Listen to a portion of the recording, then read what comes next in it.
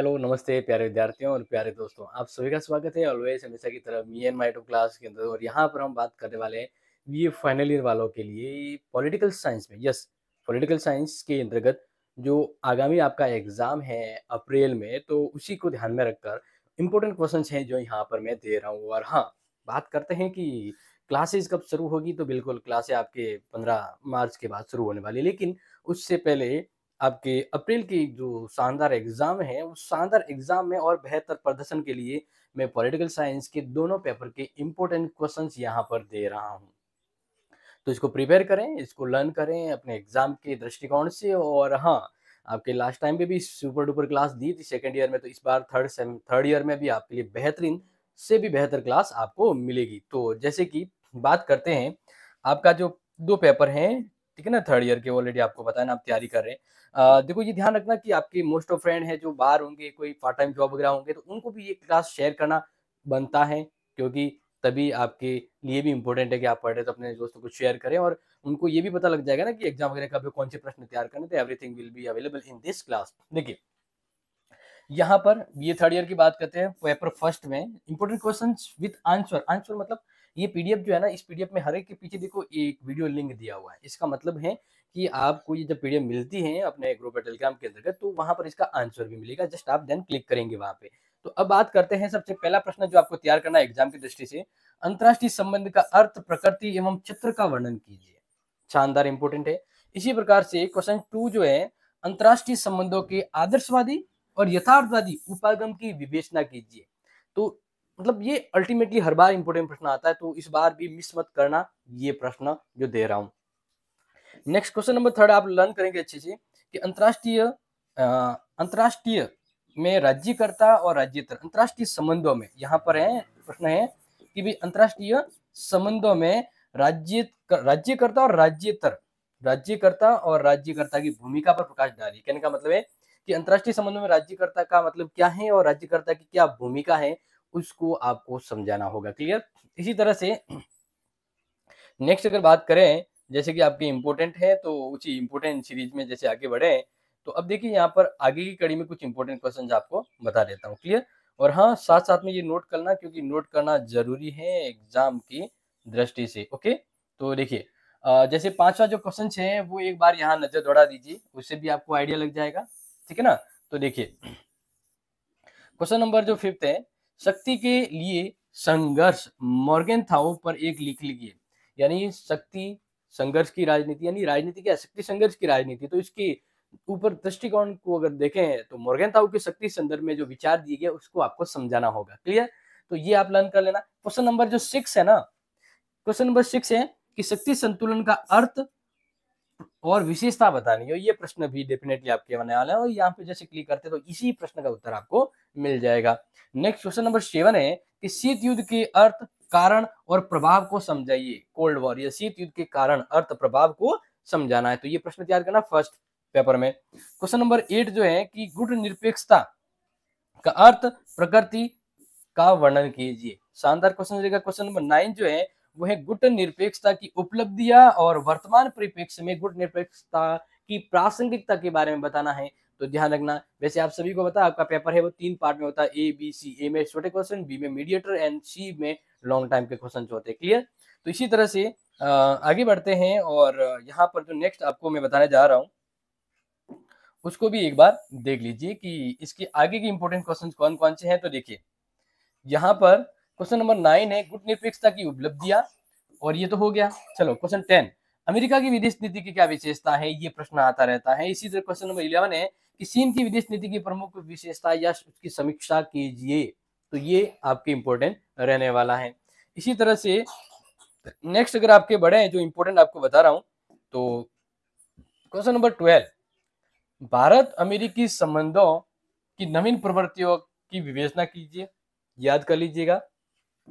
13, भारत चीन के मध्य संघर्ष और तनाव उत्पन्न करने वाले मूल कारणों की विवेचना कीजिए। ये भी इंपॉर्टेंट प्रश्न है।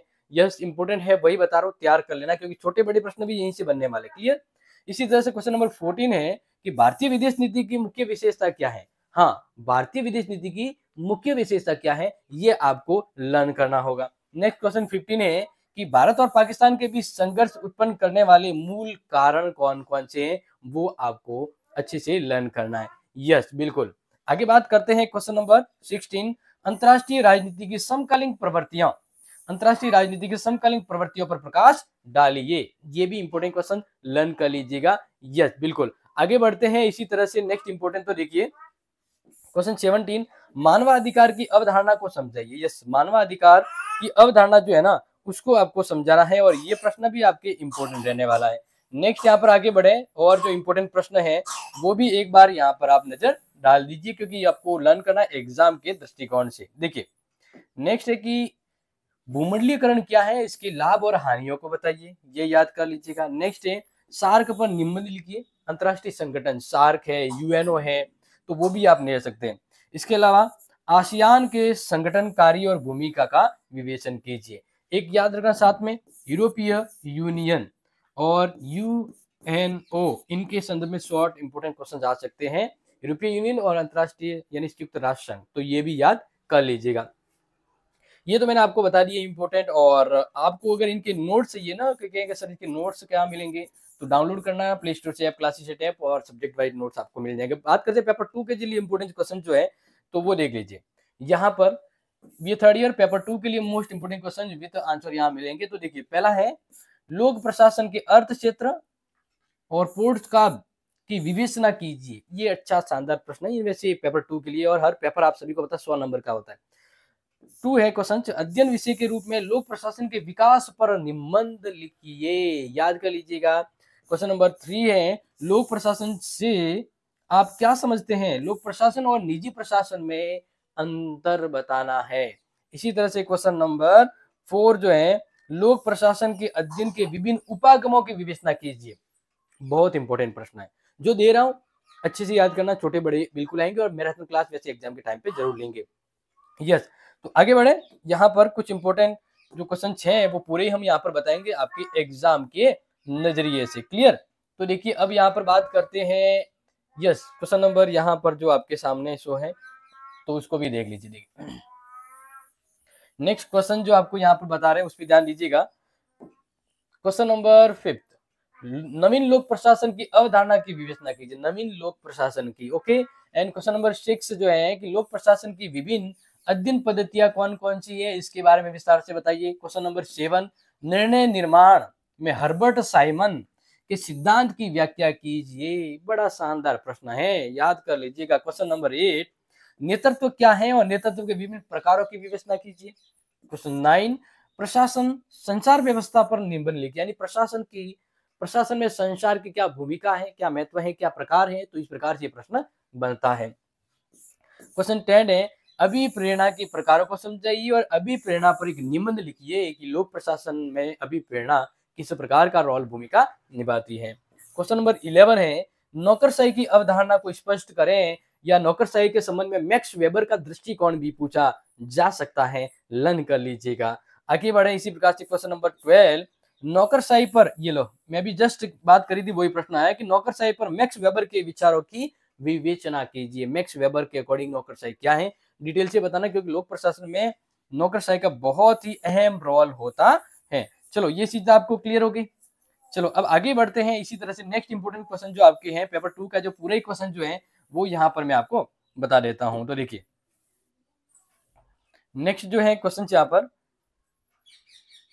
13, विकासशील देशों में लोक प्रशासन लोक सेवा की क्या भूमिका है वो समझाना है।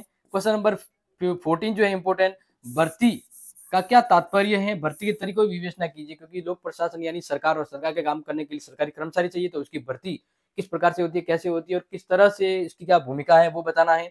जैसे अपने बात करें अपने यूपीएससी और राजस्थान में आरपीएससी है, तो ये लोग संघ लोक सेवा आयोग, राज्य लोक सेवा आयोग है, तो इसकी भूमिका, ये संस्थाएं हैं जो भर्तियों की करवाती है, तो इसको ध्यान रखना, याद कर लेना।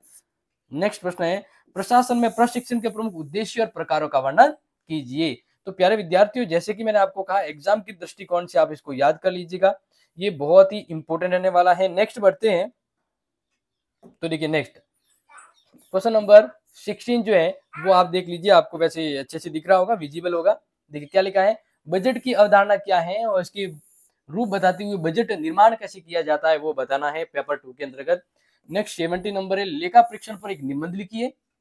18 है भूमंडलीकरण युग में लोक प्रशासन पर टिप्पणी लिखना या आज के दौर में लोक प्रशासन की क्या भूमिका है उस पर। एंड लास्ट इंपॉर्टेंट क्वेश्चन है कि प्रशासन में न्यायिक नियंत्रण की विवेचना कीजिए। बिल्कुल, तो ये अच्छे से नोट कर लीजिएगा और तैयार कर लीजिएगा। अगर कोई डाउट कंफ्यूजन है तो बताइए, बट ये आपका एक काम है कि अपने दोस्तों को जरूर शेयर करें ये इंपॉर्टेंट क्लास। तो मिलते हैं आपके लिए शानदार नेक्स्ट इंपॉर्टेंट क्लास में, तब तक के लिए take care, share this video, love this video. Thank you so much. Jai Hind, जय भारत।